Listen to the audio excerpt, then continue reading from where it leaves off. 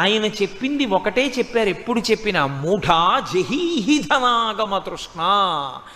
ధనాన్నే సంపాదిద్దామనేటటువంటి పిచ్చి కోరికకి వశము కావద్దు. అది తృష్ణ, దానికి అంతము లేదు. ఎంత డబ్బు ఉండాలి అని అడిగారు. వేదాంతం అంది కాలి చెప్పంతా అంది. చాలా డబ్బు ఉంది జేబులో, ఓ అంగుళం పెద్ద చెప్పు కొనుక్కుంటావా? ఓ 5 రూపాయలు తక్కువ వచ్చాయి, ఓ అంగుళం తక్కువ చెప్పు కొనుక్కుంటావా? నీది 9వ నెంబర్ అయితే 8వ నెంబర్ కొనుక్కుంటావా? ఇంటికి వెళ్ళి 10 రూపాయలు తెచ్చుకొని 9వ నెంబరే కొనుక్కుంటావు. కాలి చెప్పు పాదము యొక్క పరిమాణమునకు ఎలా సరిపోతుందో అలా ధనము కూడా నీకు కావలసినంత ఉంటే చాలు. అసలు మీకు లోకంలో చిత్రం ఏంటంటే 84 లక్షల జీవరాశులలో తరువాతి తరాలకి